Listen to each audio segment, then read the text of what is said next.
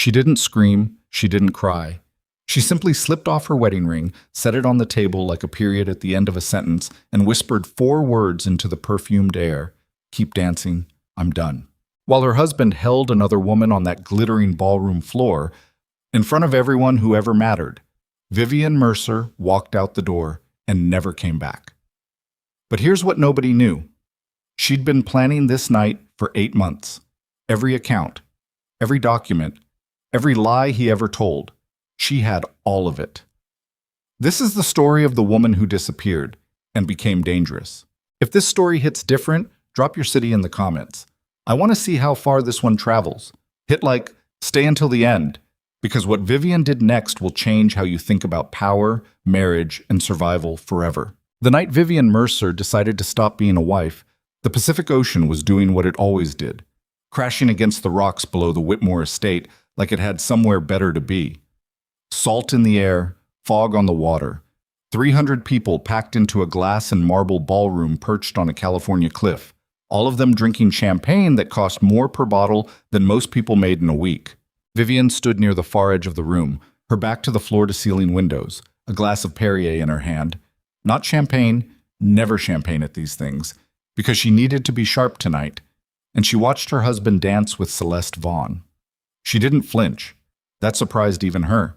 8 months ago, she would have felt it like a blade between her ribs. The way Damien's hand pressed against the small of Celeste's back. The way he leaned in close when he said something into her ear. The way Celeste laughed. That low, practiced laugh that wasn't really laughter at all, but a performance. A weapon disguised as sound. 8 months ago, Vivian would have excused herself to the bathroom, gripped the edge of a marble sink, and forced herself to breathe through the specific kind of pain that has no clean name. But tonight she felt nothing except clarity. That was the word for it, clarity. Like the moment before a storm when the air goes completely still and everything gets very, very quiet. She took a slow sip of her water and studied them. Damien Cross, 41 years old, the most decorated litigation attorney in Northern California. Broad shoulders, silver at his temples, a jaw that looked like it had been designed by committee to project authority. He wore confidence the way other men wore cologne. Too much of it. And you smelled it before he even entered the room. She had loved that about him once. She had mistaken arrogance for strength. Celeste Vaughn was his business partner. That was the official story. The one printed on firm stationery, the one told at dinner parties, the one Vivian had repeated herself so many times it had almost started to feel true. Celeste was tall, angular, with dark hair she wore in a low knot that somehow always looked effortless. She was the kind of woman who made other women feel like they were standing slightly wrong. They looked good together. Vivian could admit that now without it destroying her. She had found out about the affair 14 months ago. Not by accident, not through a forwarded text or a lipstick-stained caller, like some tragedy written for people who aren't paying attention. She had found out because she had started paying attention. The calendar gaps, the closed laptop, the way Damien had begun complimenting her more, flowers on a Tuesday. Dinner reservations at places they hadn't been since their first year of marriage. The specific overcorrection of a man who is running a separate life and compensating badly for the guilt. She had confronted him once, just once, 6 weeks after she knew. She had sat across from him at their kitchen table. The big oak one they'd bought at an estate sale in Napa. The one she'd refinished herself over a long weekend while he was at a conference that she now understood had not been a conference. And she had said, very calmly, "Are you sleeping with Celeste?" He hadn't even paused, hadn't blinked, had just looked at her with those practiced courtroom eyes and said, "Where is this coming from, Viv?" Not a denial, a redirect, a lawyer's move. She had let it go. She had nodded, said nothing, gotten up and made coffee, and in that moment she made a decision she had never spoken aloud to anyone. She was not going to fight him on his terms. She was going to fight him on hers. That was 14 months ago. 12 of those months she had spent being the perfect wife, attending the galas, smiling at the partners, hosting the dinners where Celeste sat 3 seats away and drank their wine and laughed at Damien's stories. 12 months of performing a marriage while quietly, methodically, patiently dismantling it from the inside. And the last 8 months, those were something else entirely. She had met Adrian Locke at a nonprofit fundraiser for domestic crisis services.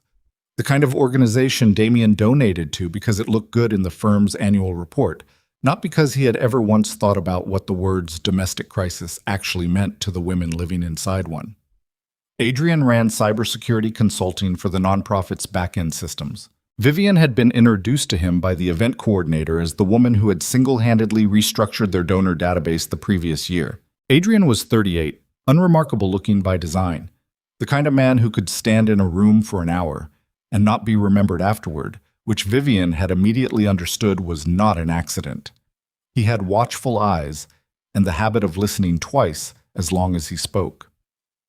They had talked for 40 minutes that night, mostly about data systems, encryption, and the ways that information could be made to disappear. She had given him her private cell number before she left, not her shared plan with Damien, the one she'd purchased with cash at a gas station in Marion County 2 weeks earlier. He had texted her the next morning. "I think you know what you're doing. Let me know if you need help doing it right." She had stared at that message for a long time. Then she had typed back, "I need to understand everything first. Then I'll know what I need." What she found over the following months was worse than an affair. It started with the mortgage. Their home, a 5-bedroom Craftsman in Pacific Heights that they had bought 8 years ago for $2.3 million, had been quietly refinanced without her signature. Or rather, with her signature, forged with a precision that made her stomach turn the first time she saw the document, because Damien had clearly practiced it. He had practiced her handwriting. She sat with that fact for 3 days before she could think around it clearly. Then the investment accounts. She had known about the brokerage accounts in both their names, the ones that were supposed to represent their shared future, their retirement, the money they'd talked about using to buy property in Portugal someday. Over 18 months, Damien had made a series of transfers, each one small enough to avoid triggering automatic alerts, each one landing in an account she didn't have access to and hadn't known existed. Individually, the amounts were unremarkable. Together, they totaled a little over $900,000. Then she found the penthouse. Adrian had found the trail first and sent her an encrypted message with 3 attachments. She had opened them at a coffee shop in the Sunset District on a laptop she had purchased separately, connected to the shop's Wi-Fi through a VPN, because by then she had learned the vocabulary of invisibility.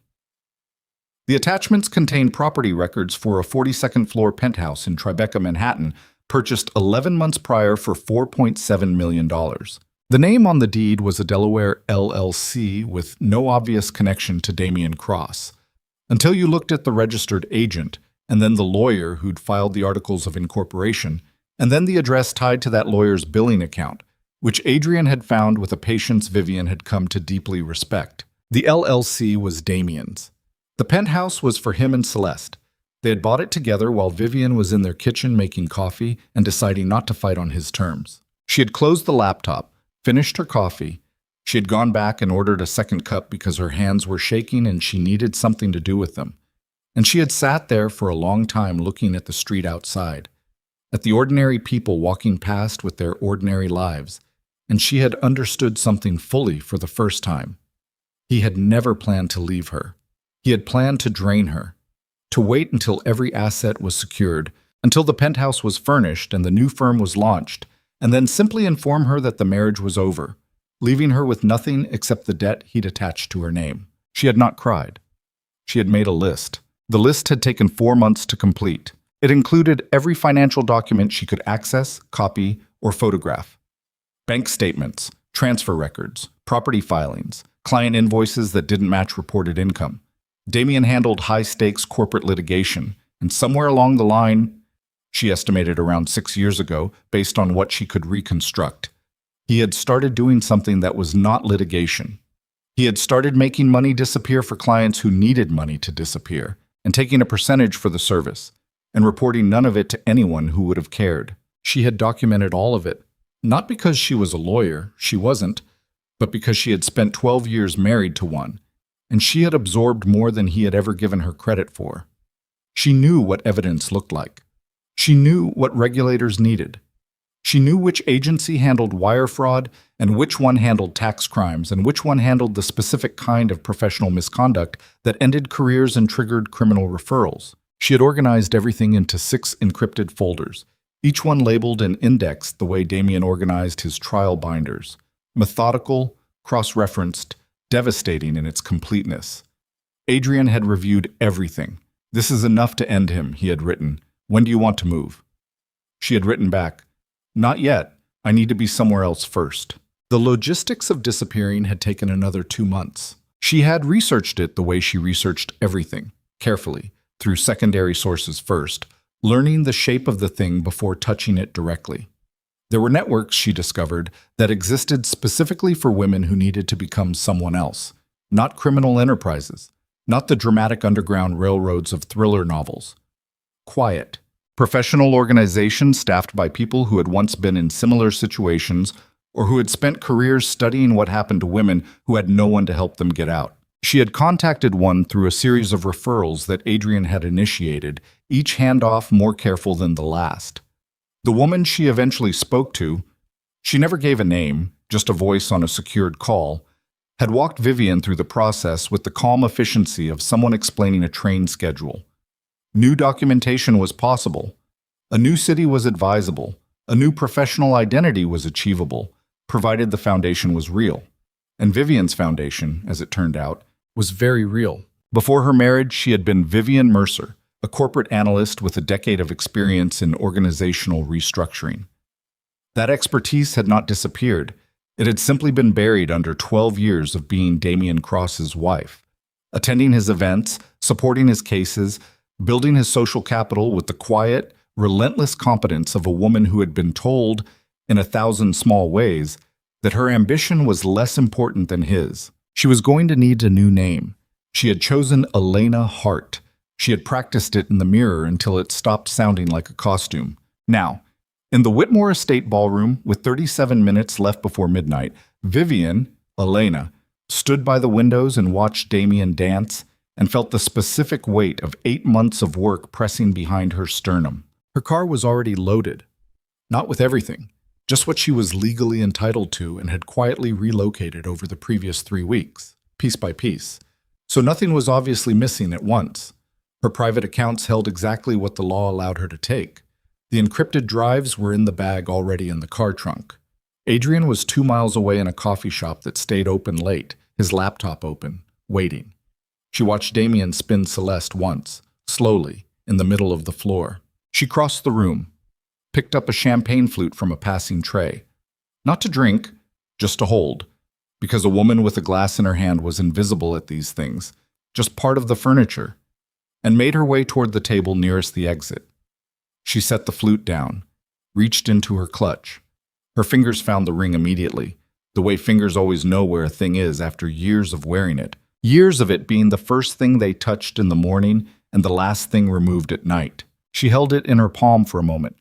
Platinum band, 2 carats. He had proposed on a rooftop in San Francisco on a night she had genuinely believed was the beginning of everything good. She set it on the table. She smoothed the front of her dress.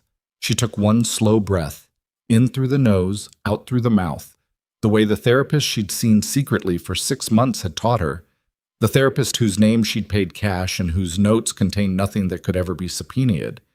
And she turned and walked toward the exit. A passing server almost stepped into her path. She moved around him without breaking stride. At the edge of the room, she stopped, just for a moment, and turned back. Not because she was uncertain, because she wanted to see it clearly, just this once, from the outside looking in. The ballroom, the lights, the 300 people who had never once looked at her and seen anything except Damian Cross's wife. Damian was still dancing. He hadn't noticed she was gone. That, she thought, said everything. She walked through the door, down the corridor, out through the side entrance where the valets didn't park, and the cameras had a blind spot she had mapped 3 weeks earlier on a scouting visit she'd told Damian was a charity committee meeting. The night air hit her face cold and sharp and smelling of the ocean. Her car was where she'd left it. She drove. She didn't look in the rearview mirror, not because she was afraid of what she'd see, but because there was nothing back there she needed anymore. 40 miles north, she pulled into a rest stop, took out a phone she had never used before, and sent a single message to Adrian. "It's done. I'm moving." His response came in under 30 seconds. "Everything's ready. Drive safe, Vivian." She stared at the name, her name, the old one, the last time anyone would use it, and typed back, "It's Elena now." Then she turned the phone off, removed the SIM card, and placed both pieces in separate trash cans on opposite sides of the rest stop parking lot. She got back in the car. She drove north into the dark. What she didn't know, what she couldn't have known in that precise moment of clean departure, was that in the ballroom behind her, a chain of events had already begun that would spiral far beyond anything she had planned for. Because Damian Cross was not the only one who had been watching her that night. And the man standing near the bar with a glass of bourbon and a slight smile, who had watched Vivian Mercer set down her ring and walk out of that ballroom with the quiet certainty of someone who has already won, that man had a phone in his pocket and a story to tell. By morning, her face would be on the news, and Damian Cross would start to realize that something had gone very, very wrong. The call came at 6:14 in the morning. Damian was still in bed at the Whitmore estate. They'd reserved a suite, the way they always did for these coastal galas, because driving back to San Francisco after 3 hours of open bar and strategic socializing was the kind of thing that ended careers or worse. When his phone lit up on the nightstand and the name on the screen was Marcus Webb, his senior partner, and Marcus Webb did not call at 6:14 in the morning for anything good. He answered before the second ring. "Marcus, where's Vivian?" Damian sat up. The room was still dark, curtains drawn, the sound of the ocean faint and indifferent outside. "What?" "Your wife, Damian. Where is she? Because I'm getting calls from 2 journalists and a deputy sheriff, and apparently someone filed a missing persons report at 4 this morning, and your name is the first thing everyone wants to know about." The silence that followed lasted exactly 3 seconds. Later, Damian would replay those 3 seconds many times, each replay slightly different, the way memory warps under pressure. What he actually felt in that silence was not panic, it was something colder, a calculation beginning. "She left early," he said. "She wasn't feeling well. Did you see her leave?" "We weren't attached at the hip, Marcus." "That's not an answer." "She left early. I assumed she went home. I haven't been able to reach her, but she does this sometimes. She goes quiet." The last sentence was a mistake. He knew it as soon as it left his mouth. A man with nothing to hide doesn't reach for an explanation that fast. Marcus was quiet for a moment, then, "Get back to the city. Don't talk to anyone before you talk to me." The line went dead. Damian sat on the edge of the bed and pressed both hands flat against his thighs. His heart was doing something irregular, a skipped beat followed by 2 hard ones, the kind of rhythm his doctor had told him 3 years ago to take more seriously. He breathed through it, in, out. He was a man who had stood in front of juries for 19 years. He was a man who had delivered closing arguments that made people cry and then voted the way he needed them to vote. He did not panic. He picked up his phone and called Vivian. Straight to voicemail. Her recorded voice, calm and slightly formal the way she always sounded on recordings, as though she was performing composure for a future audience. "You've reached Vivian Cross. Please leave a message." He didn't leave one. He called again. Voicemail. He got up, dressed in the dark, and stood at the window for a moment looking out at the fog over the water. Somewhere in the back of his mind, something that wasn't quite fear and wasn't quite instinct was beginning to move. Something that said, "This is not her being difficult. This is something else." He pushed it down. He was good at pushing things down. He went to find Celeste. She was already awake, sitting at the small desk in her adjoining room with her laptop open and a coffee going cold beside her. She looked up when he came through the connecting door without knocking. He never knocked. And he could see from her face that she'd already seen something. "Don't," she said before he could speak. "Don't what?" "Don't come in here with that face and make this my problem." "I'm not making it your problem. I'm telling you there's a situation." "There's always a situation with you, Damian." She closed the laptop. "What did she do?" "She's gone." Celeste looked at him for a long moment. Her expression didn't change exactly, but something behind it shifted. A subtle recalibration, the look of a person updating an internal calculation. "Gone how?" "Left the gala last night. Hasn't been home. Her phone's off. Someone filed a report." "Who filed it?" "I don't know yet." "Did she tell anyone she was leaving?" "I don't know that either." Celeste stood up. She was already dressed, which meant she hadn't slept, which meant she had been sitting at that desk for hours, and that told him something about her state of mind that he didn't have time to examine right now. She walked to the window, arms crossed, looking out at the same fog he'd been looking at. She knows, Celeste said. She doesn't know anything. Damien. She said his name the way you say a word you're tired of pronouncing. She's known for a long time. I've been telling you that for months. You didn't want to hear it because you had a timeline and you didn't want to deviate from the timeline. She's emotional. She does this. Stop saying that. She turned around. Her eyes were very clear, the kind of clear that comes from having already processed something while someone else was still catching up. She is not emotional. She is the least emotional person in any room she walks into. You've been so busy thinking she was a problem you could manage that you stopped watching what she was actually doing. The room felt suddenly smaller. Damien's jaw tightened. What is that supposed to mean? It means I'm not sure your wife left last night because she was upset. Celeste uncrossed her arms and picked up her coffee, took a sip of it cold without reacting, the way people do when they've gone past caring about small comforts. I think she left because she was finished. The difference between those two things hung in the air between them. Damien chose not to engage with it. We need to manage this carefully, he said. I need you to be consistent. Consistent about what? About last night, where we were, what we were doing, the timing. Celeste set the cup down. You want me to be your alibi. I want you to tell the truth about where we were. We were dancing together in front of 300 people while your wife watched, Damien. That's the truth. How exactly do you want me to present that? He didn't answer. She let the silence do its work, and then she said, very quietly, I'm going to get a lawyer. You don't need a lawyer. I'm going to get a lawyer. He left the room. He didn't slam the door because slamming doors was a tell, and Damien Cross did not give tells. By 10 in the morning, he was in San Francisco, sitting across from Marcus Webb in a glass-walled conference room on the 32nd floor of the firm's Montgomery Street offices. And Marcus Webb, 63 years old, a man who had survived 3 recessions, 2 malpractice suits, and 1 very public divorce, was looking at him with an expression that Damien had never seen on him before. Not anger. Something quieter and more final. Assessment. The deputy sheriff is coming here at noon, Marcus said. Missing persons. Routine questions. You will be cooperative, forthcoming, and devastated. I am devastated. You don't look devastated. You look like a man doing math. Damien leaned forward. My wife is missing, Marcus. What do you want from me? I want you to understand what's in motion here. Marcus opened a folder on the table between them. Inside were 3 printed pages, which he turned so Damien could read them. Channel 4 ran a segment this morning. Your name, your photo, the gala. They're framing it as a missing wife. Right now it's a sympathy story. Poor Damien Cross, prominent attorney, wife vanished from a charity event. But that frame lasts about 48 hours before it starts tilting.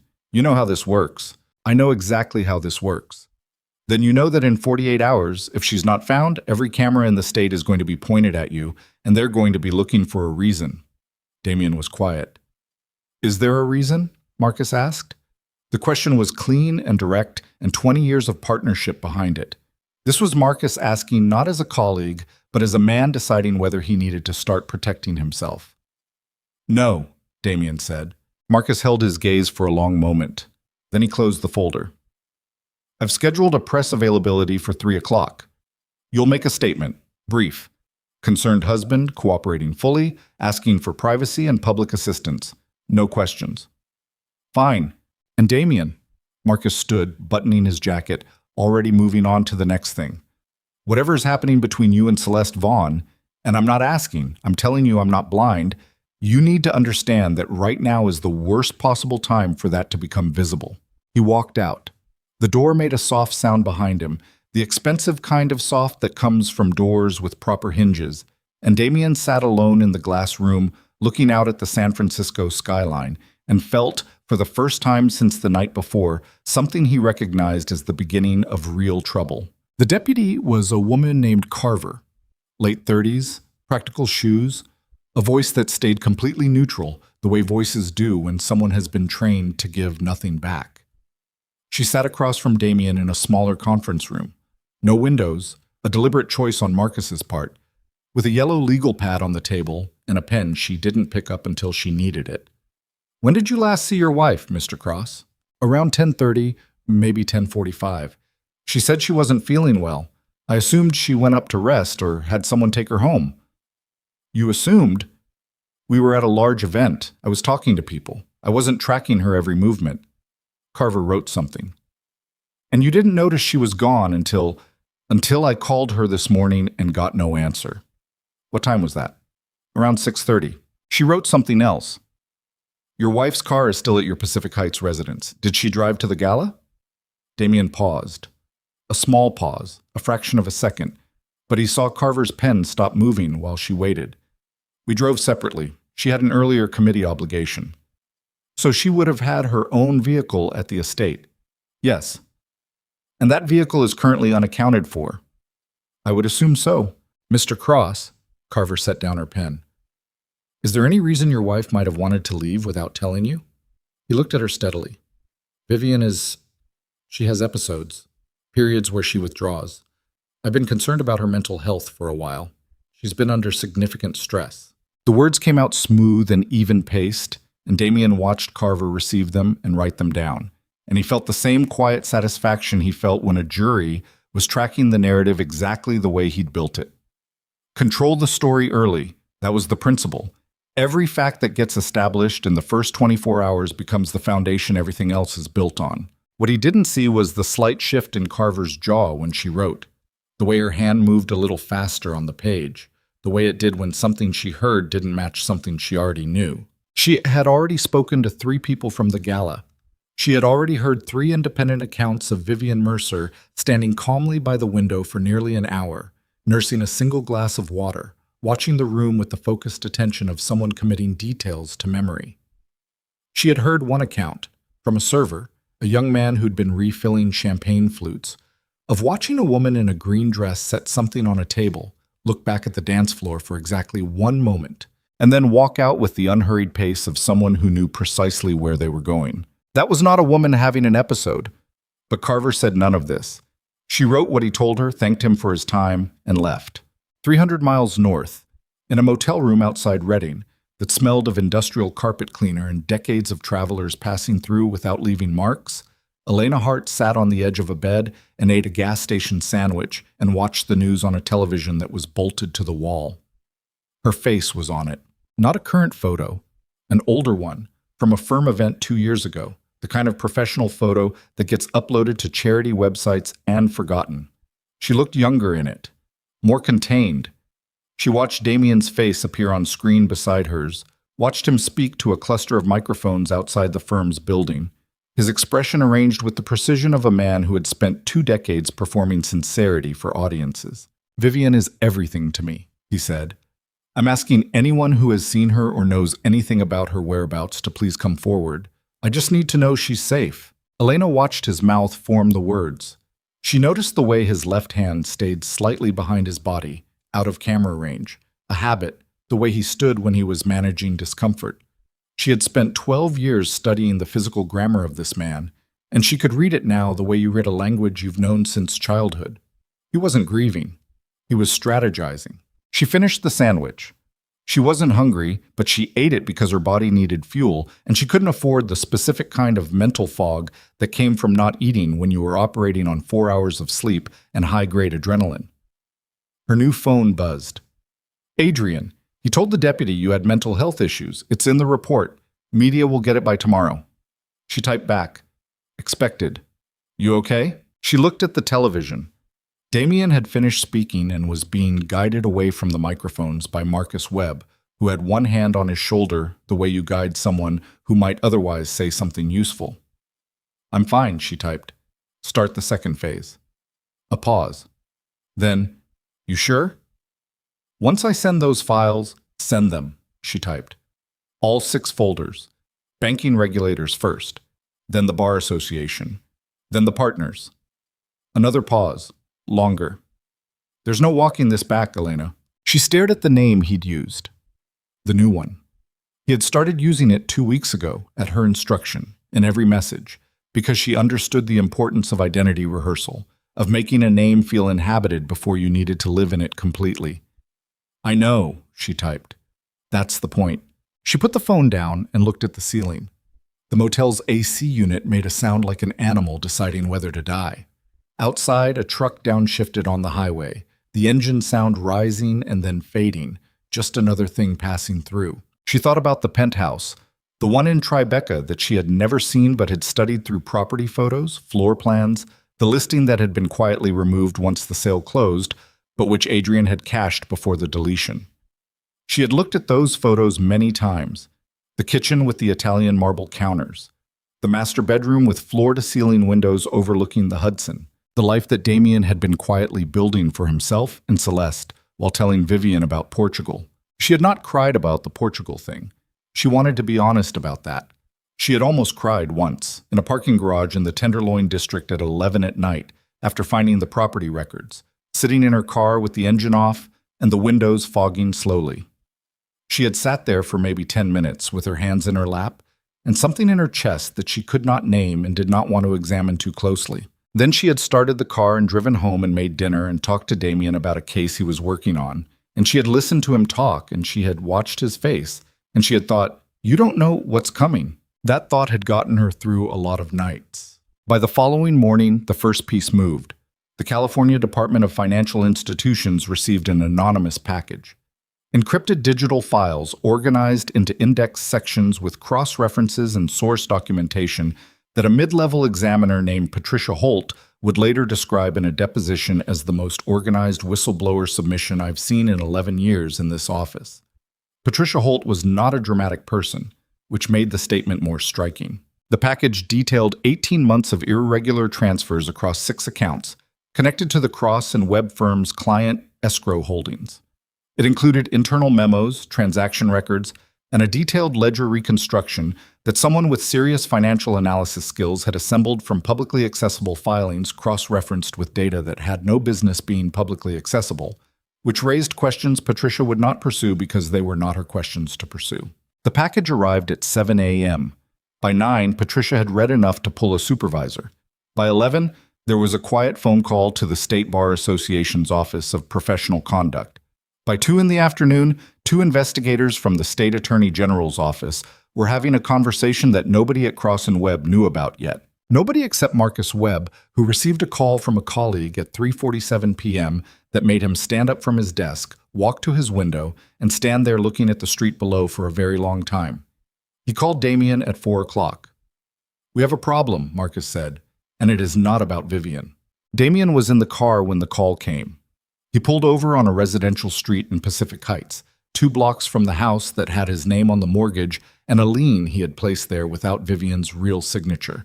And he listened to Marcus talk for 4 minutes without interrupting, which was something he almost never did.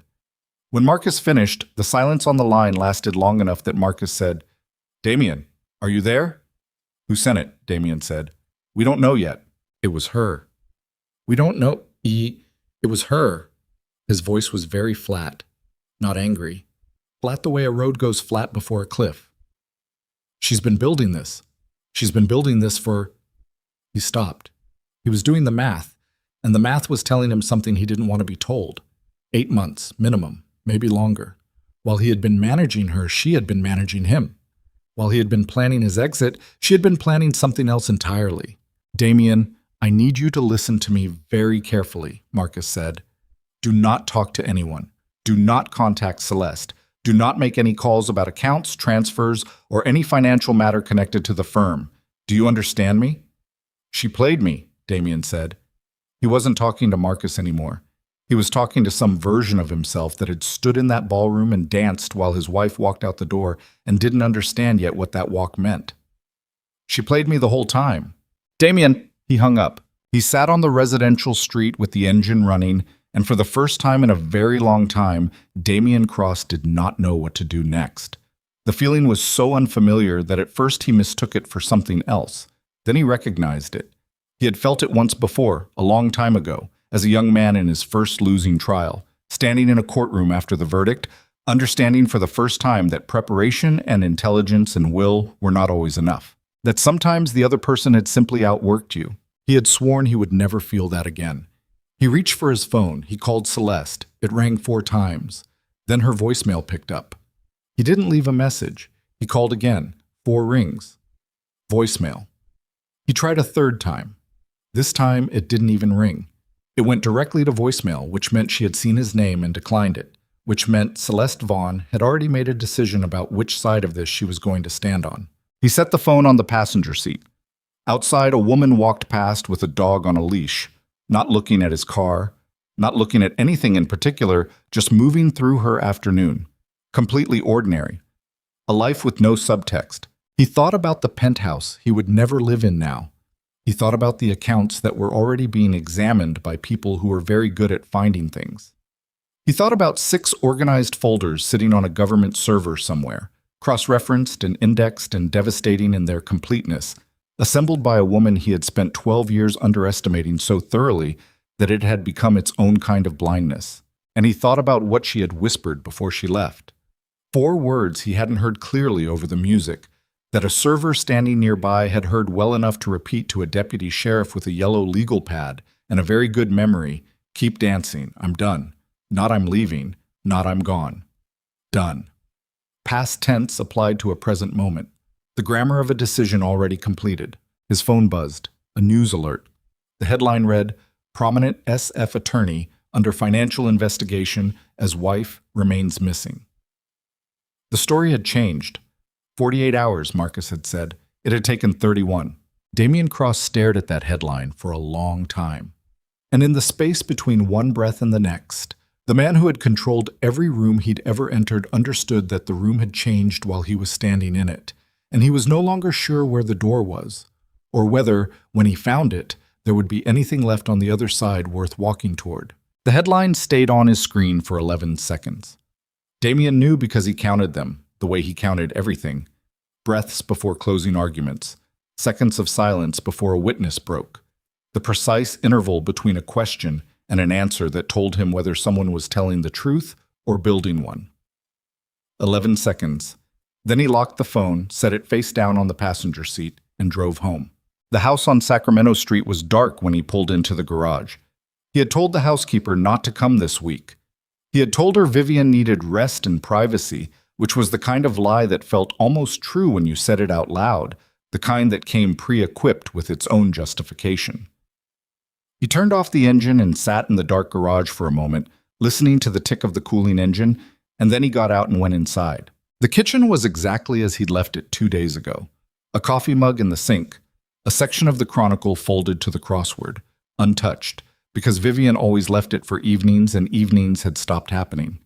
He stood in the kitchen doorway and looked at the room and felt something he refused to name move through his chest. He went to his study. The safe was behind the bookcase on the east wall, a detail that Damien had always considered pleasingly cinematic, the kind of thing that made him feel like a man who understood that real power required real concealment. He worked the combination, opened the door, and looked inside. The documents were there. His personal copies, the LLC filings, the property records, the account transfer logs he had kept because he was a lawyer, and lawyers kept records of everything, even the things that could destroy them. Because the alternative was operating blind, and Damien Cross did not operate blind. He pulled them out and sat at his desk and went through them page by page, looking for the specific vulnerability he already knew was there, the place where a careful person with the right access and the right knowledge could have found the thread and pulled it until everything unraveled. He found it on page 11 of the third document. It was a transfer record, a routine one, on its face, a movement of funds between a client escrow subaccount and an operating line, the kind of transaction that happened 40 times a month at a firm the size of Cross & Webb. Except this particular transfer had been flagged internally by the firm's compliance software 18 months ago, and the flag had been cleared by Damien personally, using his administrative credentials at 11:47 p.m. on a Tuesday, which meant it existed in the system's audit log, which meant that anyone who accessed the audit log would find his credentials attached to a suppressed compliance flag on a transaction that, when traced through 4 subsequent transfers, led directly to the Delaware LLC that owned the Tribeca penthouse. He had known this vulnerability existed. He had assessed it, calculated the risk, and determined that the only person with both the access and the motivation to find it was inside the firm. And every person inside the firm either owed him something or had enough of their own exposure to stay quiet. What he had not calculated was Vivian. He sat back in his chair. The leather made a sound. He pressed 2 fingers against the bridge of his nose and held them there. A gesture he'd had since law school, the physical shorthand for think faster. She would have needed the audit log. She couldn't have accessed it directly. She wasn't a firm employee, didn't have system credentials, had never in 12 years of marriage shown any particular interest in the operational infrastructure of Cross and Webb. But she would have needed someone who could get it, or who could get someone who could get it. And the chain of access pointed in a direction that Damien had been avoiding looking at directly since Marcus's call, because looking at it directly required him to admit something that made the back of his throat go tight. He opened his desk drawer, found the business card he was looking for. Cream stock, simple font, a name and a phone number, and nothing else. He held it between 2 fingers and stared at it. The name on the card was Raymond Holt, not Adrian Locke. He didn't know Adrian Locke's name yet. He was 3 days away from knowing it, which was 3 days too late. But right now he was holding Raymond Holt's card, and Raymond Holt was a junior associate at Cross and Webb who had quietly resigned 4 months ago to pursue, in his words, other opportunities, and who had been, for 2 years before that resignation, assigned primarily to the firm's compliance review team. Damien had liked Raymond, had mentored him in the distracted, occasional way he mentored people he found useful. Raymond had been quiet, competent, and grateful in the specific way that young associates are grateful when a senior partner pays them attention. He had never seemed like a risk. He had never seemed like anything except a young man doing his job, but he had resigned 4 months ago. And 4 months ago was when the audit log, if someone had made a quiet copy before leaving, would have been current enough to contain the flagged transaction in full. Damien set down the card. He picked up his phone. He called Raymond Holt's personal number. He kept personal numbers for everyone. Another habit, another form of control. And listened to it ring once, twice, 3 times. A recorded message. Not Raymond's voice. A generic carrier message indicating the number was no longer in service. He set the phone down on the desk. The number had been active 4 months ago. He had called it when Raymond gave notice, a brief call, professional, wishing him well with the careful warmth of a man who wanted to ensure a clean departure. It had been active then. Now it was dead, which meant Raymond had killed it deliberately, which meant Raymond had known someone might call it, which meant Raymond had been planning for this specific moment from the day he walked out of that office. Damien Cross sat in his study and understood, with the slow and terrible clarity of a verdict being read, that the betrayal had not started the night of the gala. It had not started 8 months ago, or 14 months ago, or whenever Vivian had first understood what he was doing. It had started 2 years ago. It had started with a young associate on the compliance team who had watched what Damien was doing from 10 feet away and made a decision. And somewhere between that decision and this moment, Vivian had found him. Or he had found her. The details didn't matter. The result did. He had been surrounded, and he hadn't known it. And that was the thing that finally broke through the controlled surface and hit something underneath. Not anger, not yet, but the specific humiliation of a man who has built his entire identity on the belief that he is the smartest person in any room, discovering that the room had been arranged around him by someone else. He swept the documents off the desk with one arm. They scattered across the floor, fanning out across the hardwood, and he sat and looked at them and breathed. Celeste Vaughn's attorney was a woman named Sandra Park, and Sandra Park had a corner office in a building on California Street that had better art on the walls than most galleries, and she had agreed to see Damien at 8 in the morning because Celeste had instructed her to, and Celeste's instructions, Sandra Park understood, were the kind that came from someone who had made a clear decision and wanted the other party to understand its finality in person. Celeste was there when Damien arrived. She was sitting in one of the 2 chairs across from Sandra Park's desk, dressed in something dark and unadorned, no jewelry, which was unlike her, the jewelry always having been a kind of armor she wore to meetings where she needed to appear to be winning. No armor today. She looked up when he came in but didn't stand. Sandra Park gestured to the second chair. Damien didn't sit. "You went and got a lawyer," he said. "I told you I was going to," Celeste said. "I thought you were talking in the moment." "I was talking in the moment. The moment didn't change my mind." Sandra Park set a single sheet of paper on the edge of the desk, turning it to face Damien. "Mr. Cross, my client has engaged me to communicate several things clearly and to ensure there's no ambiguity going forward. Would you like to sit down?" "No." "All right." Sandra Park folded her hands. She was somewhere around 50, with the kind of steady composure that came from 25 years of watching people destroy each other in controlled environments. My client is fully cooperating with the ongoing investigation by the California DFWAS and the State Attorney General's office. She has retained her own forensic accountant to review all transactions in which she had any involvement and will be providing a voluntary disclosure of any relevant information she holds. The room was very quiet. Damien looked at Celeste. Voluntary disclosure. Celeste looked back at him. She didn't flinch. She had never been a flincher. It was one of the things he had admired about her. He was seeing it now from the wrong side of it, and the sensation was extraordinary in its unpleasantness. "You're cooperating with them," he said. "Yes." "Against me. Against the investigation. I'm not against you personally, Damien. I'm protecting myself. There's a difference. We built that firm together. We built everything together, but we built it on your money," she said, and her voice stayed very level, which was worse than if she had raised it. "And now I'm being told that the money was not yours to use, which means I am potentially implicated in something I did not fully understand I was participating in, and I am not going to prison for something I did not fully understand." "You understood enough." The words came out before he could stop them. Sandra Park's pen, which had been moving across a notepad, stopped. Celeste's expression shifted by perhaps 3 degrees, called a tightening. The face of someone absorbing a blow they had prepared for but still felt. "That," Sandra Park said quietly, "is something I'm going to ask you not to repeat in any context, Mr. Cross. Not to me, not to my client, not to anyone." Damien turned away from both of them and faced the window. The city was outside doing its morning thing, buses, pedestrians, the ordinary machinery of a world that did not know or care that his was coming apart. He pressed his fingers against the glass. It was cold. "What do you want?" he asked. He was asking Celeste, not the lawyer. A pause. Then Celeste said, "I want my name off the LLC. The LLC is already flagged. There's nothing. I want documentation that the funds used to purchase the penthouse came from you, not from me, not from a joint account. From you." He turned around. "And in exchange?" Celeste glanced at Sandra Park.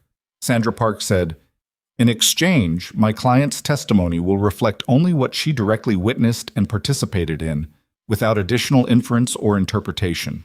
It was a careful sentence. It was the kind of sentence that sounded like a concession, and was actually a threat wearing a concession's clothing. Damien had written sentences like that for 2 decades.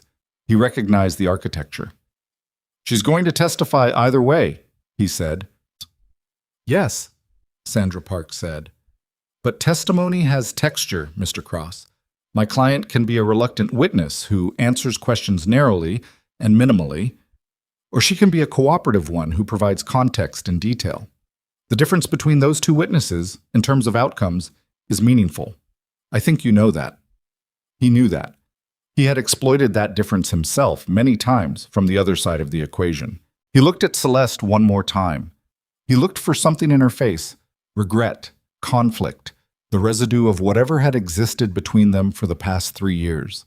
He looked for the woman who had sat across from him in restaurants and talked about the future as though it was a place they were going to together. What he saw was a person who had already left. Not dramatically, not like Vivian, not with a ring on a table and 4 quiet words. Just gone, from behind the eyes. The way people go when they have made a final decision and moved past the part that hurts into the part that is simply logistics. He picked up the sheet of paper from the edge of the desk. "Read it," set it back down. "I'll have my attorney contact you," he said. He left. In the elevator down to the lobby, the doors closed and he was alone in a mirrored box, and he looked at his own reflection, and the man looking back at him was someone he recognized completely and understood not at all. 340 miles away, Elena Hart was unpacking boxes in a sublease apartment on the 4th floor of a building in the Carroll Gardens neighborhood of Brooklyn. The apartment was small, 1 bedroom, a kitchen that was mostly a wall with appliances, windows that looked onto a fire escape, and the brick face of the building next door. She had paid 3 months up front in a wire transfer routed through a clean account under her new identity. The landlord was a man in his 60s who lived on the 1st floor and had asked her 3 questions. Could she pay? Was she quiet? And did she have pets? She had answered yes, Yes and no, and he had handed her the keys without ceremony. She had been watching the news from her laptop on the floor, the only furniture in the room being 2 boxes she'd brought from the car, when Adrian called. "There's a problem," he said. She stopped unfolding a sweater. "What kind?" "Raymond. Raymond Holt." The name landed with specific weight. She set the sweater down. "Tell me." He reached out to a journalist. Not through me. On his own. A reporter at the Chronicle named Davies. She's been covering the firm's financials since the D.F. Wine story broke. Raymond called her directly. "Why?" "I don't know yet. He says he wants to give context. He says the documents need explanation that the regulators aren't going to provide on their own." Adrian paused. "He used your name, Elena, not your new name, your old one. He told Davies that Vivian Cross was the source of the original documents." The apartment was very quiet. Outside, someone on the street below was talking loudly into a phone, the words blurred by distance and the closed window into just rhythm without meaning. "How much does she know?" Elena asked. "Enough to make a call. She's been trying to reach Vivian Cross since yesterday morning. She's filed a public records request on the missing persons case. She's smart and she's thorough, and she is going to find the thread, Elena. It's a matter of days." Elena stood up. The apartment was too small to pace properly, but she tried anyway. 3 steps to the window, 3 steps back. She had planned for many things. She had planned for Damien's discovery, for the investigation, for the media cycle, for the possibility that Celeste would cooperate with prosecutors. She had planned for the investigation to take 6 months to build, and for her identity to be stable and established, long before her name entered the public record. She had not planned for Raymond to go off script. "Why is he doing this?" she asked, and the question was not really to Adrian because she already knew Adrian didn't have that answer yet. It was more a thing she needed to say out loud to hear how much it cost her. "I think he's scared," Adrian said. "The investigation is moving faster than anyone expected. He's got his own exposure, accessing firm systems after his resignation, copying privileged documents. If the investigation turns toward the source of the leak rather than staying focused on Damien, Raymond is looking at potential charges. I think he's trying to get ahead of it by going on record as a whistleblower. By burning me in the process. By making sure the story is about Vivian Cross, not about Raymond Holt." She pressed her forehead against the cold glass of the window. Below, the street went on. The person on the phone had moved away. A child on a bicycle. An old man with a paper bag. Brooklyn doing what it always did. "If Davies publishes," she said, "then every investigator, every journalist, and eventually every federal agency involved in this case has a name, and a face, and a trail of 8 months of documented activity that points back to a woman who disappeared and is now legally missing. And the new identity is good," Adrian said, "but it's not invisible. Nothing is invisible from a federal subpoena, Elena. If they decide they want Elena Hart, they will find her." She lifted her head from the glass. She looked at the brick wall of the building opposite. The specific, unglamorous reality of this city she had chosen, this apartment she had chosen, this name she had practiced until it felt like skin. "How long do I have?" she asked.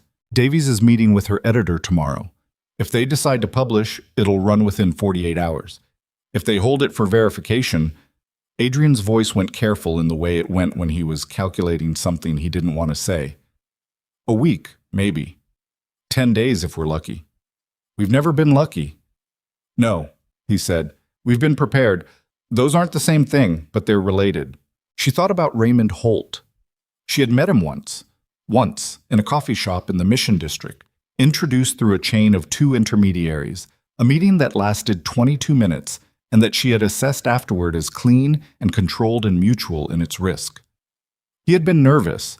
She had read that as conscientiousness, as the reasonable fear of a man doing something genuinely dangerous. She had not read it as instability. She had misjudged the load-bearing capacity of his nerve. That was her mistake. And in this situation, her mistakes had other people's names on them.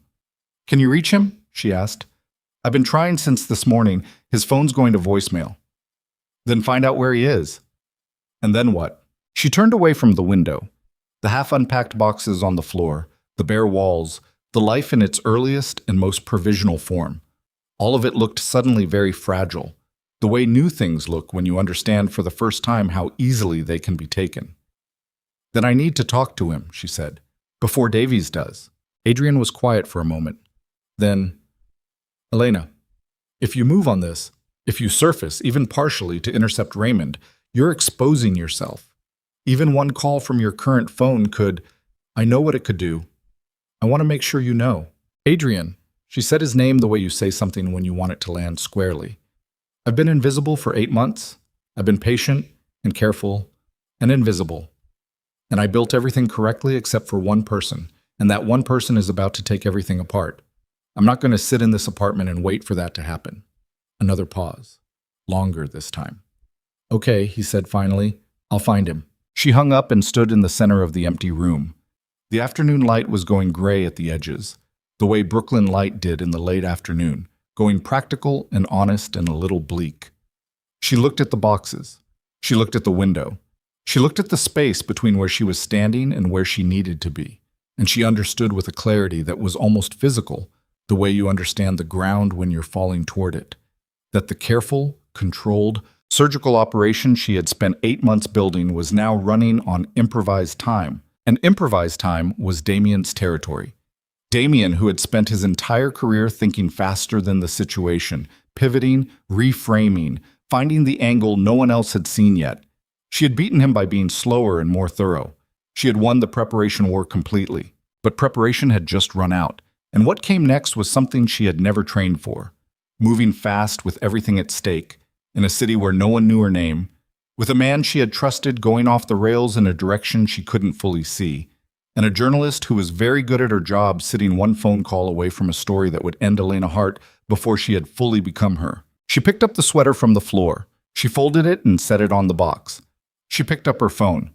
She had one contact she had not used yet, one name she had kept in reserve, and an encrypted note she had told herself she would only open if the situation became the kind she could not manage from a distance. She opened the note. Read the name. It was a woman, a lawyer, not a criminal one, a specialist in identity law and protective jurisdiction, someone the network had given her as a last resource, underlined twice in the original message with a note beside it that read, "Only if everything else has failed." She stared at that note for a long time. Then she looked up at the brick wall outside the window, at the ordinary, indifferent face of the city that did not know who she was and could not protect her, and she made the call. It rang twice. A woman's voice answered, sharp, professional, no greeting, just, "Who gave you this number?" And Elena Hart said a name she hadn't spoken aloud in 8 months, her old name, the true one, the one that was about to be printed in a newspaper, and said, "I need help. I have maybe 72 hours before this becomes something neither of us can fix." The woman on the other end of the line was quiet for exactly 4 seconds. Then she said, "Tell me everything. Don't leave anything out, and don't lie to me because I'll know." Elena closed her eyes, opened them. Outside, Brooklyn went on without her, loud and indifferent and alive. And somewhere in San Francisco, a journalist was reviewing her notes. And somewhere in a federal building, investigators were pulling threads. And somewhere that she couldn't see, the story she had written so carefully was being rewritten by other hands. And the woman who had walked out of a ballroom with nothing but a plan and 8 months of work was standing in an empty apartment in a city that didn't know her yet, holding a phone, about to tell the truth to a stranger because the alternative was losing everything she had not yet had the chance to become. The lawyer's name was Margaret Osai, and she did not do anything slowly. Within 4 minutes of Elena's call, she had asked 11 questions, received 11 answers, and made 3 assessments that she delivered without preamble or softening. The identity was solid, but not court-proof. The evidence chain had a gap that a good defense attorney would find within 6 hours of discovery, and Raymond Holt was not going to stop at one journalist call, because men who broke in one direction kept breaking in the same direction until something stopped them. "Where are you right now?" Margaret asked. "Brooklyn, Carroll Gardens." "Stay there. Don't use your phone for anything except calls to me and Adrian Locke. Not email, not search, nothing that generates a data trail. Do you have cash?" "Yes." "How much?" "Enough for 3 weeks. Make it last 6. I'm going to make some calls. I'll be back to you in 2 hours. A pause, then, unexpectedly, "You did good work. Better than most people in your situation manage. Don't let one loose thread convince you the whole thing is unraveling. It isn't yet." She hung up before Elena could respond.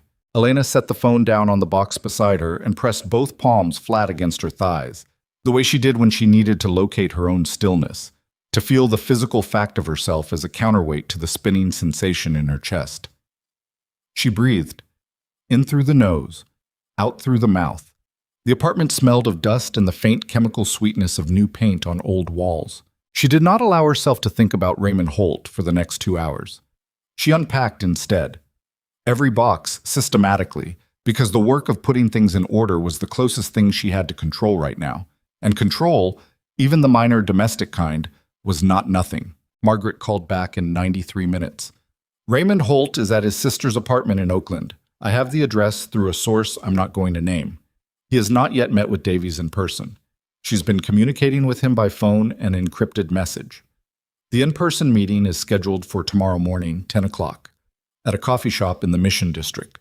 She stopped. Are you writing this down? I remember things, Elena said. Write it down anyway.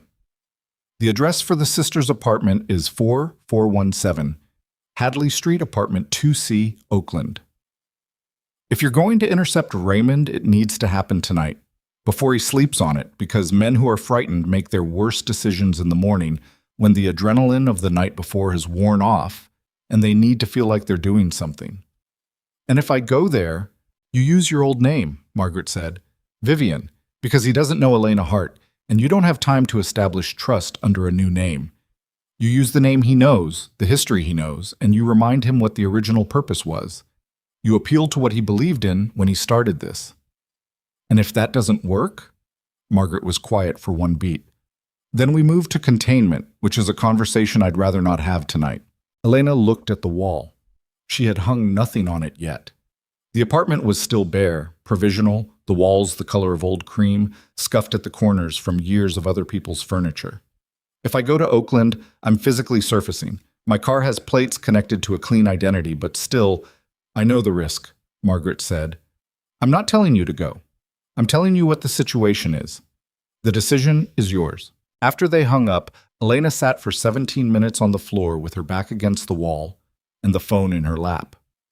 She had made every major decision in the past 8 months with time, with the luxury of deliberation, of running scenarios, of sleeping on things and returning to them with fresh eyes.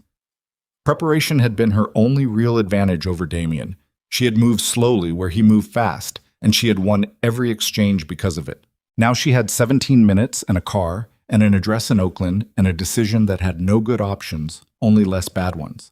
She got up, got her keys, went out to the car. She drove through the tunnel under the bay with both hands on the wheel and the radio off, and her mind running clean and cold the way it ran when she had accepted that the situation was what it was, and worrying about it differently wasn't going to change its shape.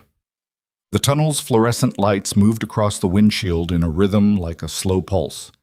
She came out the other side into Oakland at 9:40 p.m.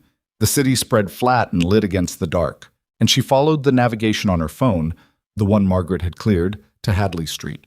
The building was 3 stories. Brick, a small parking area in front with 2 of 4 spaces occupied.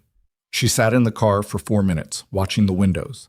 Second floor, apartment C, which would be front-facing or side-facing depending on the layout. One window on the second floor had a light on behind a pulled shade.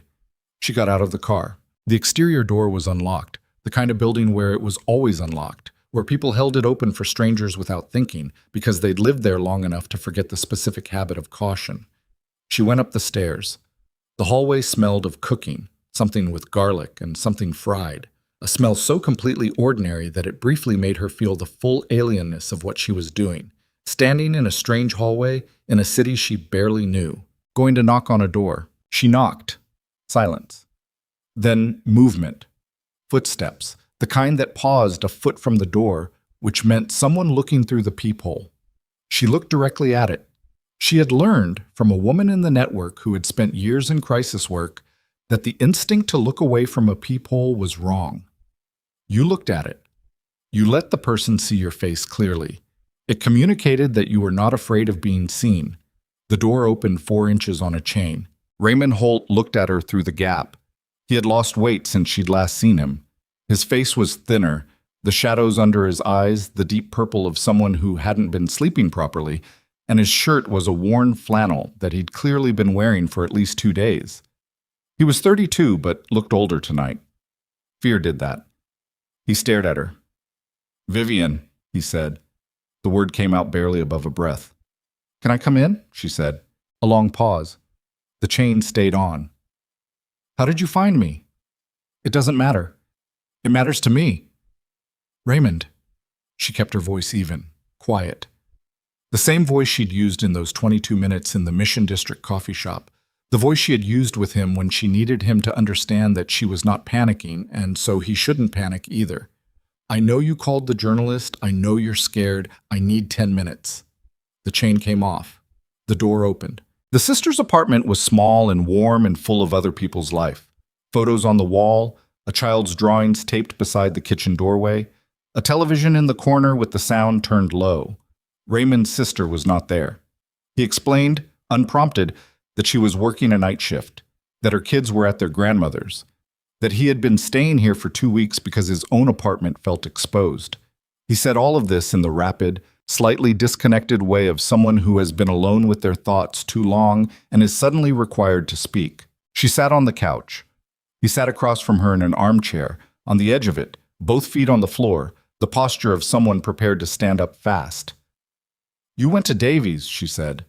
No preamble. There was no time for preamble. She was going to find out anyway. "Not from you, not yet. Not in a way that connects you to me directly." He ran a hand through his hair. His knee was bouncing. "The AG's office called my attorney last week. Routine inquiry," she said, "about the transfer records, about how they entered the investigative record." He looked up. "They're looking for the source, Vivian. They're going to find me. And when they find me, they're going to want to know who I was working with. So your solution was to go to a journalist." "My solution was to get ahead of it. Whistleblower protections. If I go on record before they subpoena me, if I establish that I came forward voluntarily in the public interest." "That's not how it works," she said. Her voice came out harder than she intended, and she saw him flinch slightly, and she softened it deliberately because flinching men made bad decisions. "Raymond, you copied privileged documents after you left the firm. You used credentials you were no longer authorized to use. Whistleblower protection covers what you reveal. It does not cover how you obtained it. Going to Davies doesn't change your exposure. It just adds my name to a news story. Your name is already... My name is missing person. That's different from source. Do you understand the difference?" He was quiet. His knee stopped bouncing, which she read as him actually processing rather than just receiving. "If my name appears in print as the person who organized the evidence," she said, "then every conversation I've had, every account I've accessed, every document I've touched becomes part of a federal discovery process, and everything connected to me becomes connected to you. All of it. Every step of the chain." The color in his face changed. He understood. She could see the specific moment of understanding, the way his jaw shifted, the eyes going a degree wider before he controlled them. "I didn't think about it that way," he said. "I know. I was..." He stopped, started again. "I've been in this apartment for 2 weeks, Vivian. I've been watching the news and talking to my attorney and not sleeping, and I made a call that felt like the only move I had." "I know," she said again, and she did know. She understood it completely, the way claustrophobia of sustained fear made a person reach for any action that felt like forward movement, even when the action was wrong, because the alternative was continuing to sit still inside the fear, and that was the thing that broke people faster than anything else. She leaned forward. "Here's what you're going to do. You're going to call Davies tomorrow morning and tell her the meeting needs to be postponed. Technical reasons. You're not ready. You'll be in touch." She held his gaze. "And then you're going to call your attorney and tell her you want to initiate a formal whistleblower disclosure through proper legal channels, not the press. My attorney will coordinate with yours. We do this right. We do this in a way that protects you and doesn't burn everything we've built." Oson by Isiyatita. Raymond looked at her for a long moment. Then he said something she hadn't expected. "Are you safe?" The question landed oddly.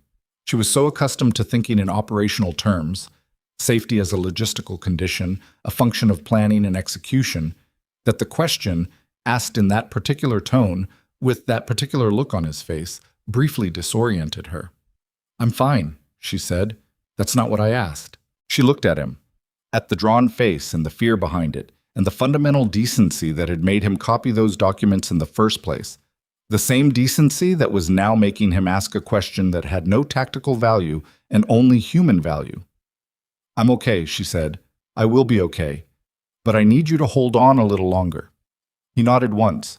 It wasn't confident, but it was a nod. She drove back to Brooklyn with the bay behind her and Margaret already briefed by the time she crossed back through the tunnel, and for approximately 40 minutes everything felt manageable.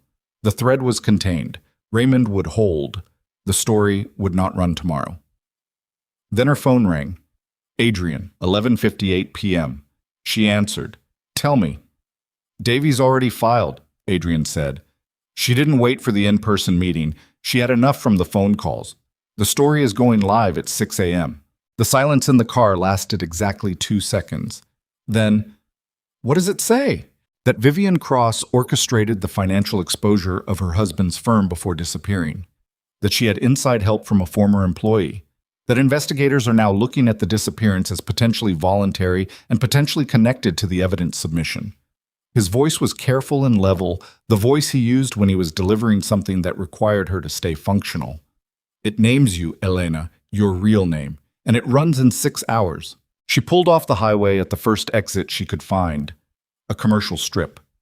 Gas stations, a 24-hour pharmacy, a parking lot she pulled into and stopped in, engine running, lights off. Around her, the ordinary late-night infrastructure of a city going about its business. She called Margaret. Margaret answered on the first ring, which meant she had already seen it. I know, she said. What do we do? We have 2 choices and we have until 6 a.m. to decide. Choice 1, you go public first. You surface as Vivian Cross, voluntary, on your own terms before the story frames you. You give a statement through me that establishes the full context, the fraud, the forged signatures, your reasons for leaving. You get ahead of the narrative. You become the story instead of a character in someone else's version of it. Elena stared through the windshield at the parking lot. And choice 2, Elena Hart disappears. New city, new documentation. The story runs, it names Vivian Cross, and Vivian Cross remains missing while Elena Hart builds her life somewhere else. You go deeper, not wider. More invisible, not more visible. If I disappear again, you start over, Margaret said. Everything. From zero. A third identity. A third city. It's possible. It's been done. The engine idled. Somewhere across the parking lot, a car alarm went off briefly and stopped. If I surface, Elena said, you become a public person. Permanently. Your name, your face, your story. All of it in the record. The protection it offers is the protection of visibility. Hard to make someone disappear when everyone is already looking at them. She thought about the apartment in Carroll Gardens, the bare walls, the boxes half unpacked, the life in its earliest and most fragile form, still being assembled, not yet real enough to be defended. She thought about Damien, about the courtroom she had never stood in, the arguments she had never made, the 12 years of being the woman beside the man who spoke while she stayed quiet, about what it had cost her to stay quiet, and what it had cost her to finally stop. She thought about Margaret's first 2 words when she'd heard the work Elena had done. You did good. If I surface, she said, what does the statement say? Margaret's voice shifted by a degree. Not warmer, but more present. The way a person leans in when they understand that a decision has been made.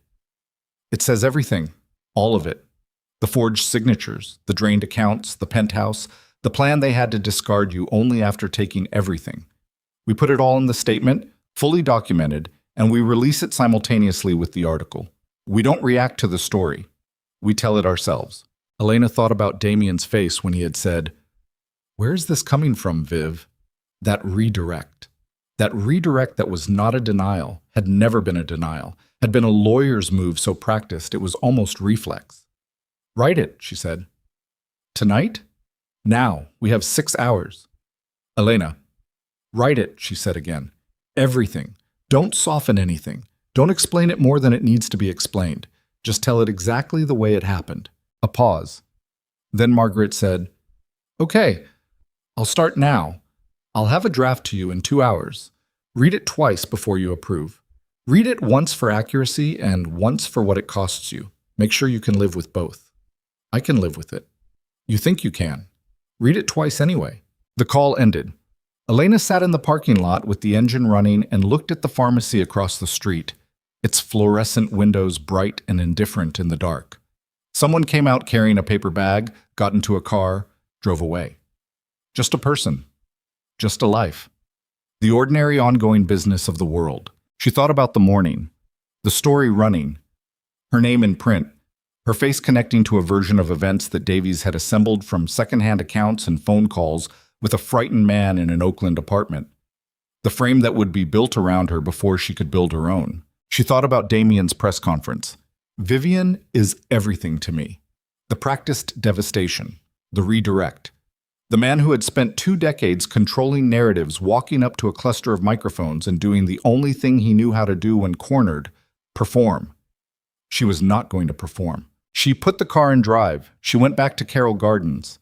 She sat at the box she had been using as a desk, and she opened her laptop, and she waited for Margaret's draft. And while she waited, she wrote out in longhand on a legal pad she'd packed from the old life every fact she could recall in the order she had discovered it. Not for the statement, just for herself. Just to hold the shape of it one more time before it became public, before it belonged to the record and the cameras and the interpretation of strangers, while it was still just hers, the thing she had known and carried alone for the longest and loneliest stretch of her adult life. She was still writing at 2:17 a.m. when Margaret's draft arrived. She read it once for accuracy. Every fact was correct. Every date, every account number, every forged document, correct. She read it again for what it cost her. That took longer. She sat with the specific weight of each paragraph, the one about the forged signature, the one about the Portugal conversation, the one about the night she had sat in a parking garage with her hands in her lap, and something in her chest she couldn't name. She sat with the cost of each one. Then she picked up her phone and called Margaret at 3:04 a.m. "Send it," she said. "You're sure?" "Send it." A pause. Then, "It goes out at 5:55. 5 minutes before Davies's piece drops. Every major outlet on the media list, your attorney's statement header, full documentation attached." Another pause. Vivian. It was the first time Margaret had used that name. Not Elena, the old one. "What?" she said. "You did everything right. Everything you could control, you controlled. What's coming tomorrow? That's not failure. That's the cost of doing something real." Elena sat with that for a moment. Outside, Brooklyn was doing what cities do at 3 in the morning. Alive in the specific, quiet way of a place that never fully sleeps, the sounds of it coming through the window as a low and continuous hum.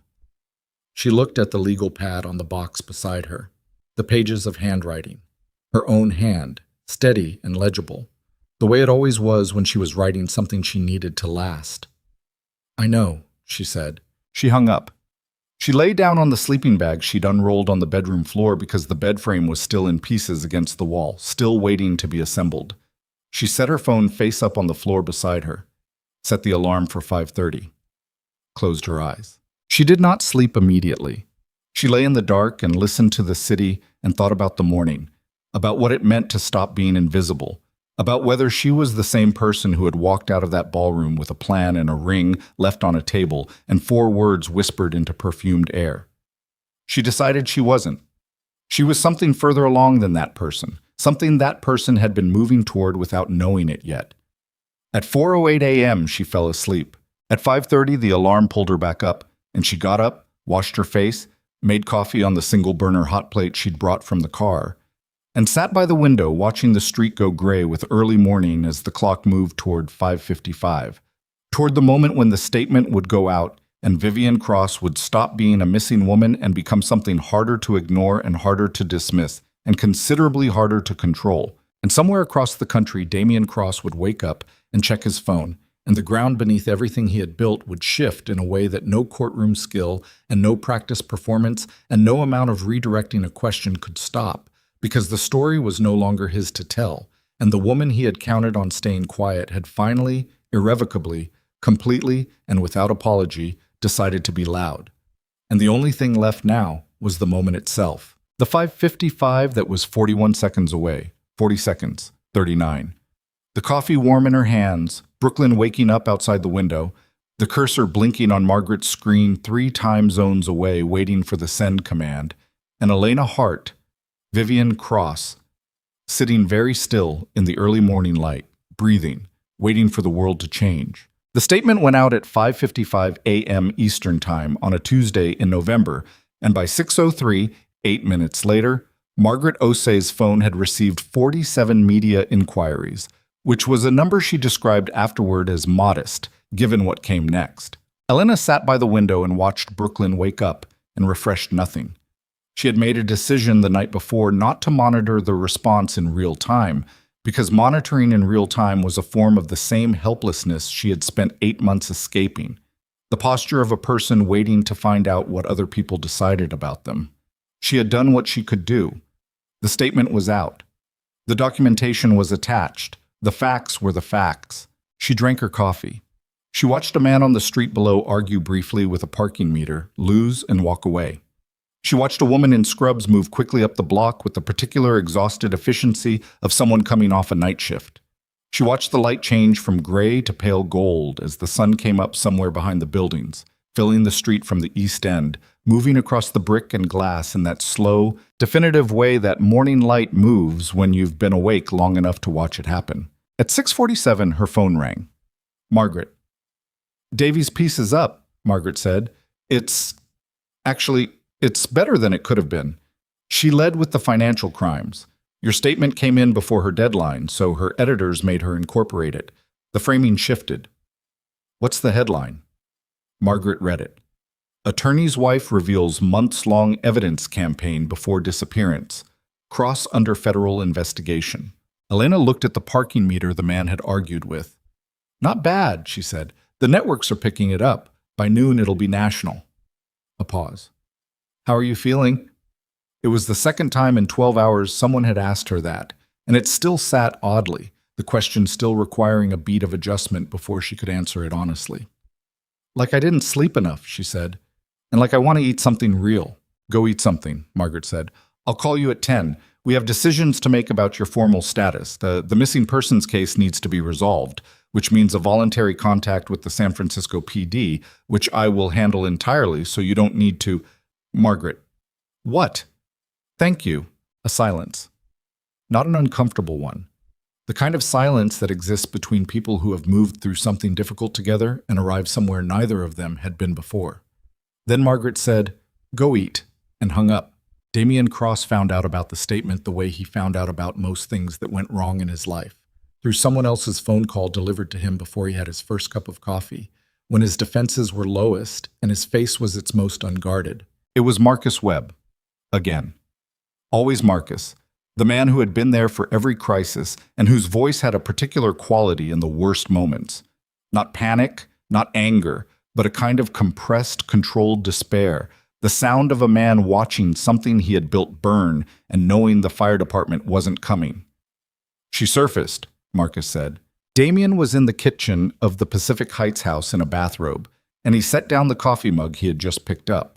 Set it down carefully, because his hands were not entirely steady this morning, which was a new development. The hands, something that had started 2 days ago, and that he was choosing not to examine. What do you mean she surfaced? Her attorney released a statement. It went out at 6 this morning. Full documentation. The forged signatures, the accounts, the LLC, the penthouse. Marcus stopped. When he spoke again, his voice was different, quieter, with something underneath it that Damien had never heard from him before in 20 years of partnership. Something close to grief. All of it, Damien. She organized all of it and sent it to every major outlet simultaneously. Damien sat down on a kitchen chair. He was not aware of deciding to sit. He was simply standing, and then he was sitting, and the chair was cold through the robe. She wasn't missing, Marcus said. She planned it. From the beginning. The whole thing was, she built a case, and she walked out, and she waited. Another stop. The AG's office called 15 minutes ago.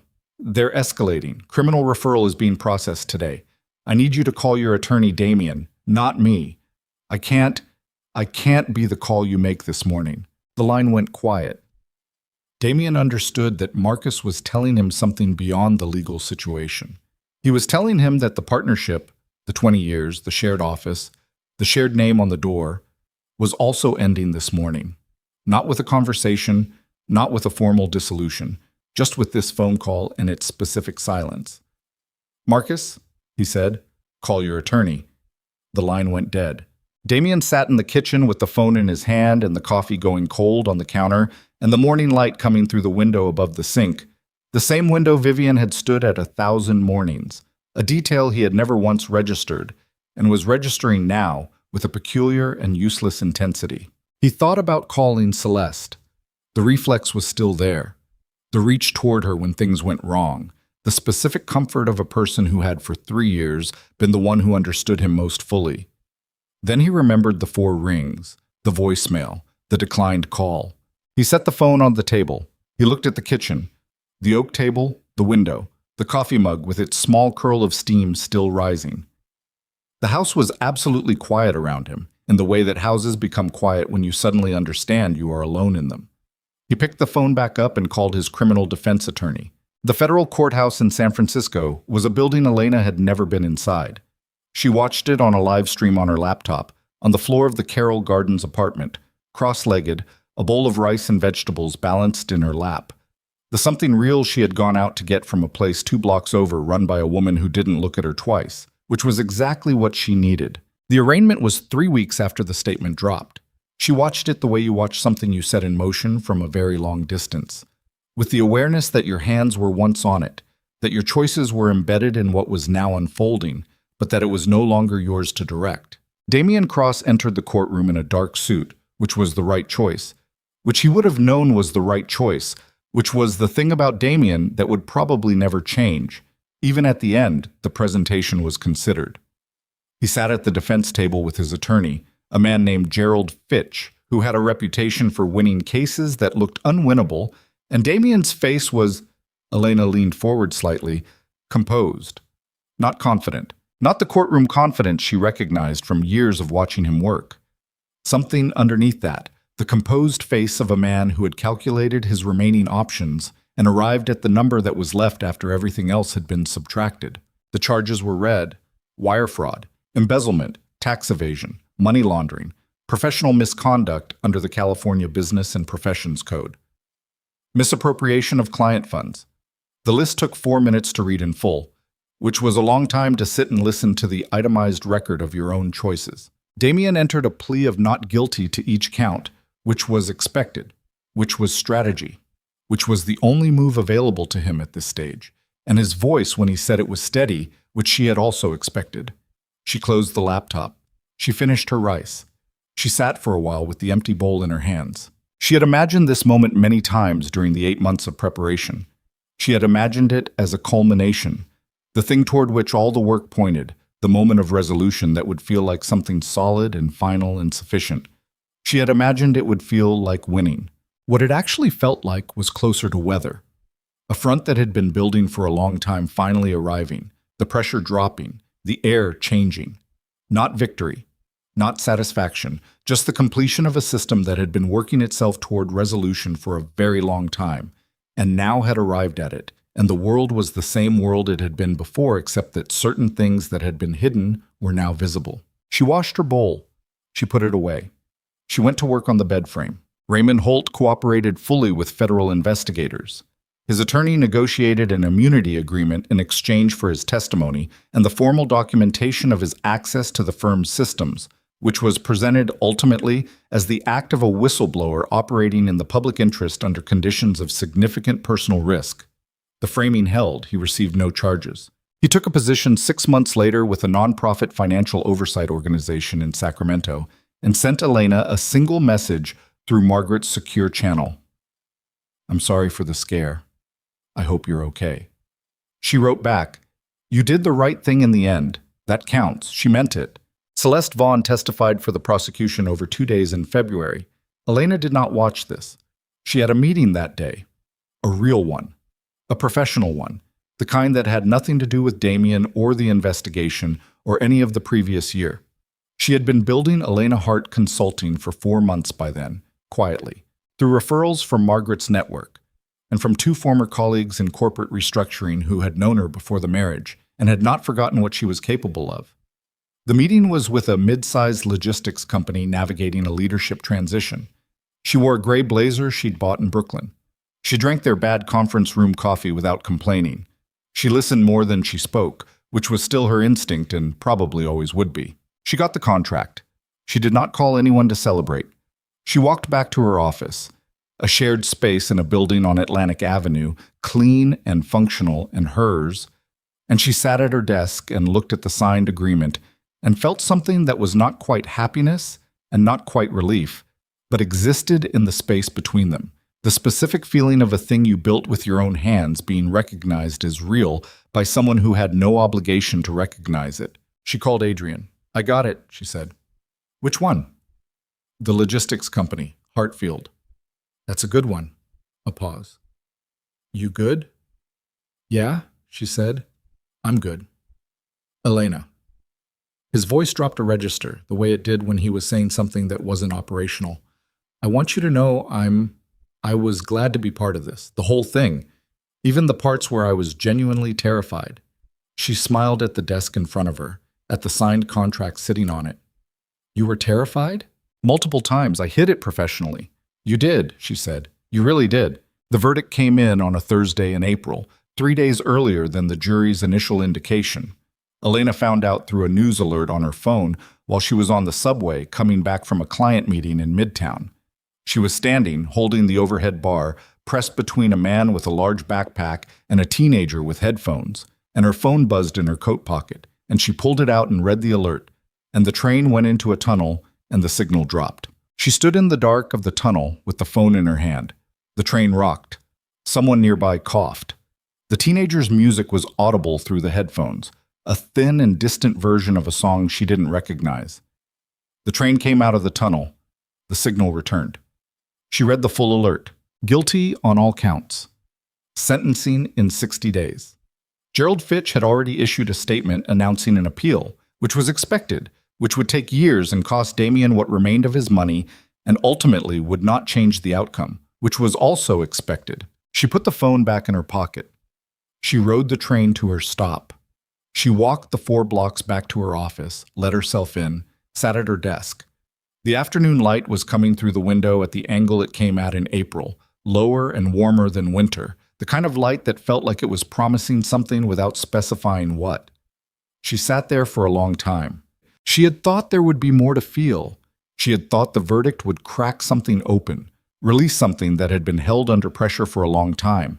Not revenge. She had never been honest about wanting revenge, but something adjacent to it, some final settling of a debt.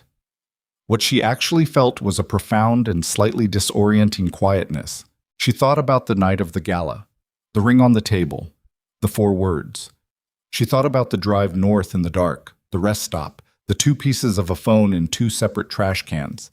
She thought about a motel room in Reading that smelled of industrial carpet cleaner, sitting on the edge of a bed and watching Damien's face on a bolted-to-the-wall television, reading the physical grammar of his lies from 300 miles away.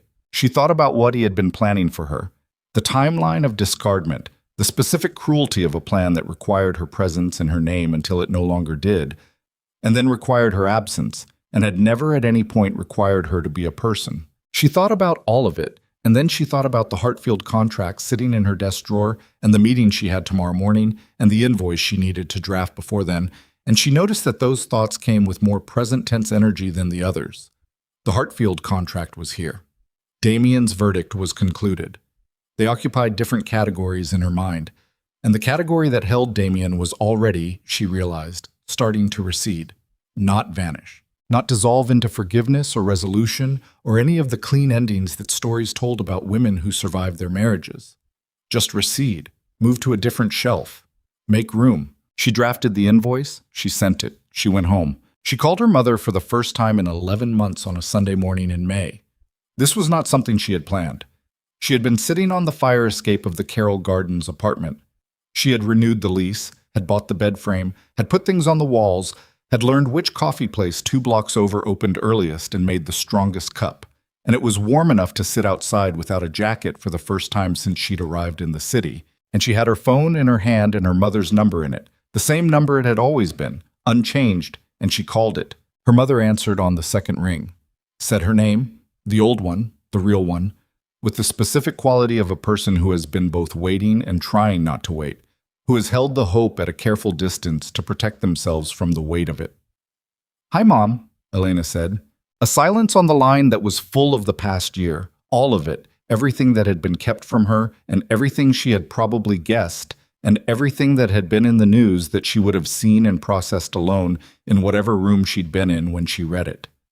A silence full of a mother's particular knowledge that her child is capable of handling things she wishes the child didn't have to handle.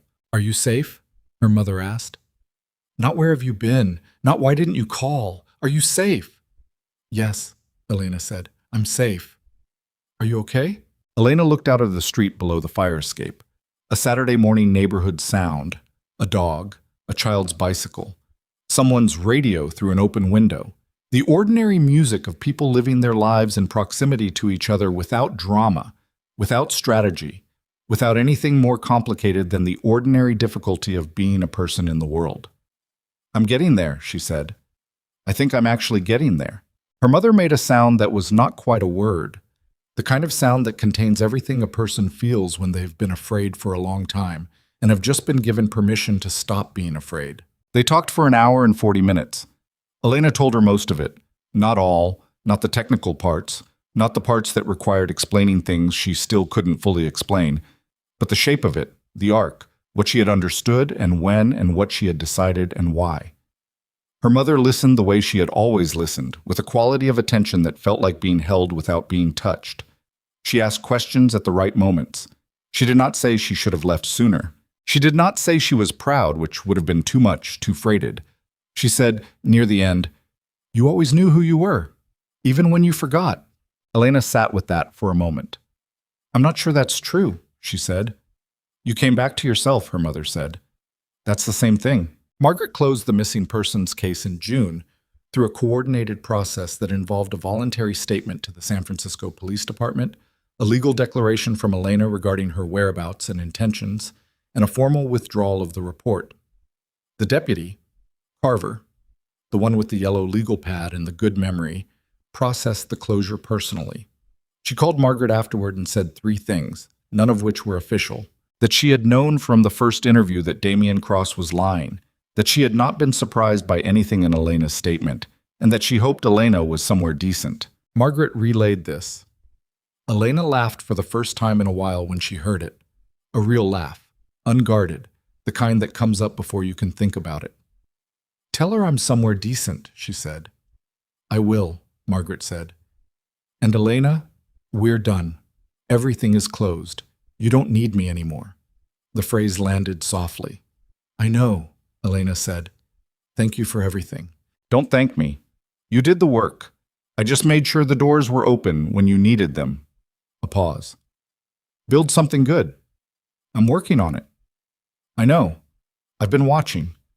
And there was something in her voice that was not sentiment but was close to it, the professional warmth of a woman who had watched a lot of people try to rebuild and knew the difference between those who made it and those who didn't, and had placed her bet on this one and been right. 1 year after the night of the gala, on a Friday evening in October, Elena Hart walked across the Brooklyn Bridge at dusk. She had not planned to do this. She had been heading home from a meeting in Lower Manhattan and had come out of the subway at the wrong stop. 2 stops too early, a mistake she'd made 3 times since moving to the city, always when she was thinking about something else. And rather than go back down, she had walked, and the walking had brought her to the bridge. She walked its length from the Manhattan side to the Brooklyn side as the sky went from pale blue to orange to the specific deep violet of a New York dusk, the kind of sky that made the city look like an argument for itself. The cables of the bridge were lit. The water below was dark. The skyline behind her rose and the skyline ahead of her rose, and she was, for the length of the bridge, between 2 versions of the same city, connected by a thing built to hold significant weight. She thought about what she had been a year ago, standing in a ballroom in a dress, holding a glass of water she didn't drink, watching a man she had loved and then feared and then studied with the cold precision of a scientist studying something dangerous and contained. She thought about the ring, the table, the fog off the water, the car in the dark. She thought about Elena Hart, Not as a name she had chosen, but as a person she had become through the process of choosing it and then living inside the choice until the choice and the person were the same thing. The name had started as a costume and become a skin. That was not something you could plan. That was something that happened through enough days of showing up and doing the work and making the coffee and drafting the invoice and taking the meeting and calling your mother and laughing when something was actually funny. She had not set out to become someone new. She had set out to survive. The new person was what survival looked like when it went on long enough. She stopped in the middle of the bridge, leaned against the railing, looked out at the harbor, at the dark water and the distant lights, and the ongoing, indifferent, magnificent fact of a city that did not know her and did not need to know her and kept going regardless, which was exactly what she needed from it. Damian Cross was serving a 12-year sentence at a federal correctional facility in Central California. Gerald Fitch's appeal had been filed and would take years to work through the courts and would not succeed because the documentation was complete and the testimony was consistent and the law, when it worked the way it was supposed to work, was not moved by the quality of a closing argument.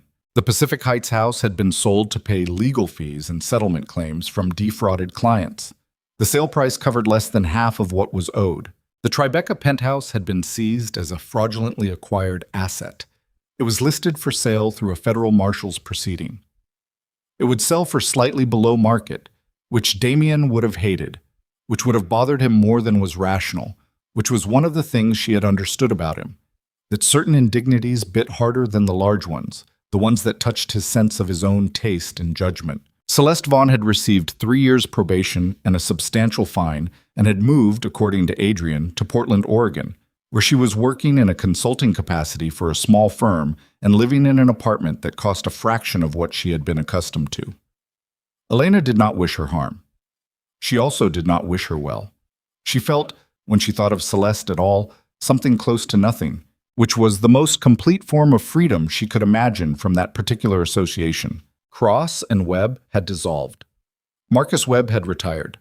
The firm's name was being studied in 3 California law school ethics courses as a case study in the organizational failure of internal compliance systems. Elena had been told this by a law professor who had reached out through Margaret's network to ask if she would be willing to speak, anonymously, as a consultant, about the financial patterns she had identified. She had said she would consider it. She was still considering it. She stood on the bridge for a while longer. The wind off the water was cold at her face, the particular cold of October in New York, the cold that said winter is coming with a directness she had come to appreciate about this city, its willingness to tell you what was coming without softening the message. She was not finished. That was the thing that kept clarifying itself to her, in the same way certain truths clarified themselves over time through repetition. Not finished rebuilding, not finished becoming, not finished with the ordinary ongoing difficulty of a life being lived in real time without a plan for every contingency. Hartfield was a client, not a destination. The Carroll Gardens apartment was a place she lived, not the life she was building. The life was still being built, would keep being built, had no clean ending because real things didn't have those. She thought about what her mother had said. You came back to yourself. She thought about whether that was the right way to describe it. She thought it wasn't quite right, not because it was wrong, but because it suggested she had returned to something that had already existed, some prior self, some original configuration. What she felt, standing on this bridge in this city, in this coat she had bought for this winter and this life, was something that had no prior version to return to. It was forward-facing, not backward. It was not recovery. It was construction. She had built this. From a motel room in Reading and a gas station sandwich and a prepaid phone and 8 months of work that no one had seen her do.